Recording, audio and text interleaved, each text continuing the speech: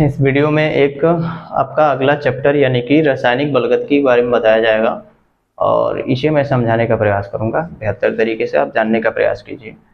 आपका चैप्टर का नाम है रासायनिक बलगत की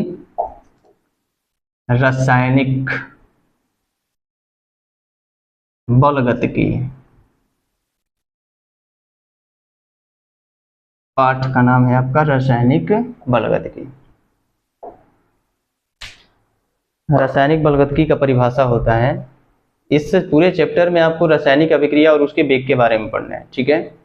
यानी कि वेग से संबंधित और रासायनिक अभिक्रिया के बारे में पढ़ना है। तो या वेग को प्रभावित करने वाले कारक के बारे में भी पढ़ना है आपको पूरे चैप्टर में।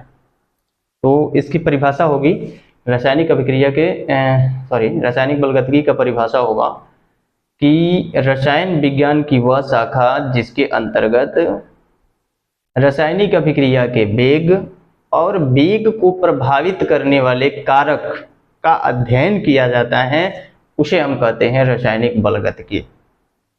परिभाषा एक बार फिर से सुनिए।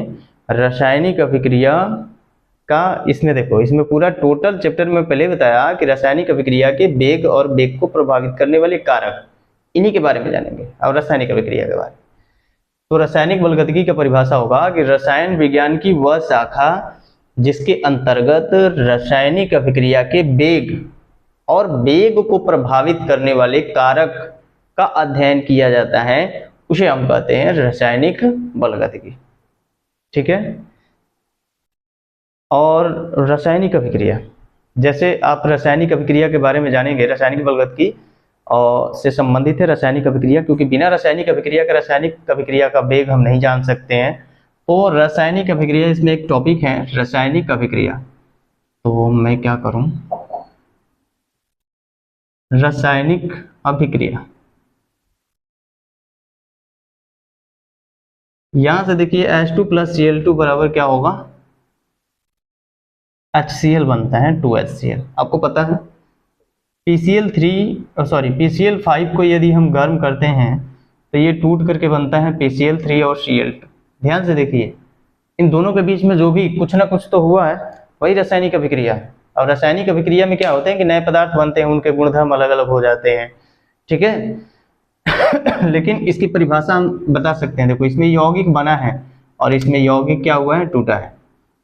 तो हम इसकी परिभाषा बता सकते हैं कि जब कोई यौगिक बनता है अथवा कोई यौगिक टूटता है तो उसके मध्य जो भी अभिक्रिया होती हैं उसे हम कहते हैं रासायनिक अभिक्रिया, ठीक है। यानी कि रासायनिक अभिक्रिया में यौगिक बनते भी हैं और यौगिक टूटते भी हैं। अब ये रासायनिक अभिक्रिया जो होती है वेग के आधार पे 3 प्रकार की होती है। 3 प्रकार की कौन कौन सी अभिक्रिया है? पहली है तीव्र अभिक्रिया, दूसरी है मंद अभिक्रिया, और तीसरा जो है ना वह है अति मंद अभिक्रिया।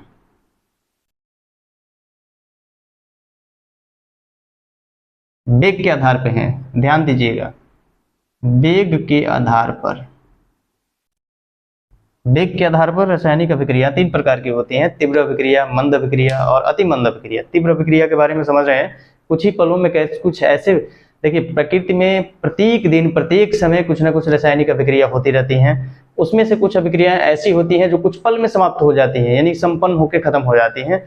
तो ऐसी अभिक्रिया को हम क्या कहते हैं, तीव्र अभिक्रिया कहते हैं। मंद अभिक्रिया का मतलब एकदम धीरे धीरे स्लो मोशन में चले, यानी कि कुछ टाइम लगे, तो वैसी अभिक्रिया मंद अभिक्रिया कहलाती है। अति मंद अभिक्रिया का मतलब यह हुआ कि कुछ ऐसी अभिक्रिया होती है बहुत स्लो मोशन में, बहुत धीरे से, बहुत ज्यादा टाइम लेती हैं, ऐसे अभिक्रिया को हम कहते हैं मंद अभिक्रिया, ठीक है। ये सारे परिभाषा मैंने जो भी बताया, आप और रासायनिक अभिक्रिया की परिभाषा ऐसे बता सकते हैं कि जब कोई यौगिक बनता है अथवा कोई यौगिक टूटता है तो उसके बीच जो भी अभिक्रियाएं होती हैं उसे हम कहते हैं रासायनिक अभिक्रिया। रासायनिक अभिक्रिया में नए नए पदार्थ बनते हैं और उनके अलग अलग गुणधर्म होते हैं, ठीक है। इसके बाद इनको हम 3 तरह से विभाजित करते हैं वेग के आधार पर, ठीक है। एक होता है तीव्र अभिक्रिया, दूसरा मंद अभिक्रिया, अति मंद अभिक्रिया, तीनों है। तीव्र अभिक्रिया का मतलब यह हुआ कि रासायनिक अभिक्रिया बहुत जल्दी समाप्त हो जाती है, यानी कि संपन्न होकर के समाप्त हो जाती हैं, तो उसे हम कहते हैं तीव्र अभिक्रिया, ठीक है। मंद अभिक्रिया का मतलब धीरे गति से अभिक्रियाएं समाप्त होती हैं, धीरे धीरे होती हैं, उसको हम मंद अभिक्रिया कहते हैं। अति मंद का मतलब होता है कुछ अभिक्रियाएं ऐसी भी होती हैं जिसमें बहुत ज़्यादा वक्त लगता है, बहुत ज़्यादा टाइम लगता है, तो उसे हम कहते हैं अति मंद अभिक्रिया। मैं परिभाषा लिख दे रहा हूँ, ध्यान से देखिएगा। इसके बाद अगर कुछ भी इसमें समझ में ना आया हो तो कमेंट कीजिए प्लीज।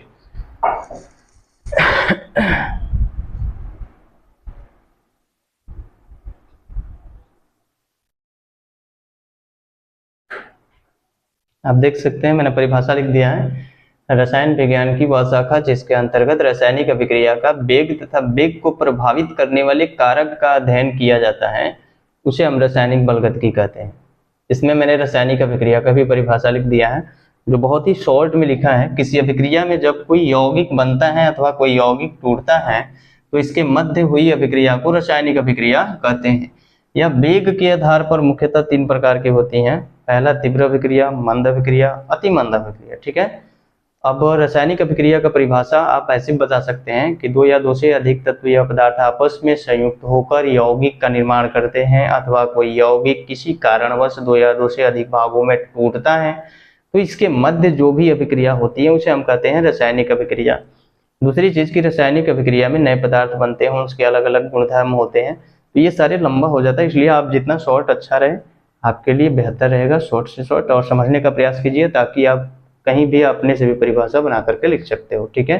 अगर आपको कोई बातें अगर समझ में आ गई हैं बढ़िया तरीके से तो आप अपने से लिख सकते हैं परिभाषा।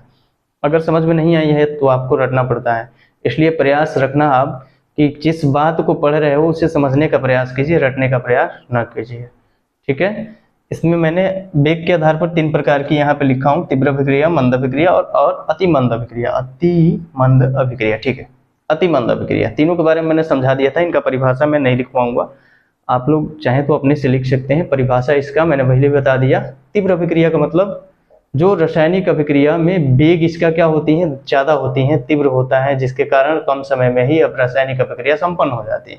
मंद अभिक्रिया में स्लो, धीरे धीरे, यानी धीरे धीरे गति से अभिक्रियाएं प्रारंभ होती हैं, तो उसको हम कहते हैं मंद अभिक्रिया। अति मंद का मतलब होता है एकदम स्लो मोशन में, बहुत धीमी गति से रासायनिक अभिक्रिया होती हैं और पूर्ण होती हैं, तो उसे हम कहते हैं अति मंद अभिक्रिया। ठीक है। और अगला वीडियो में मैं आपको बताऊंगा रासायनिक अभिक्रिया का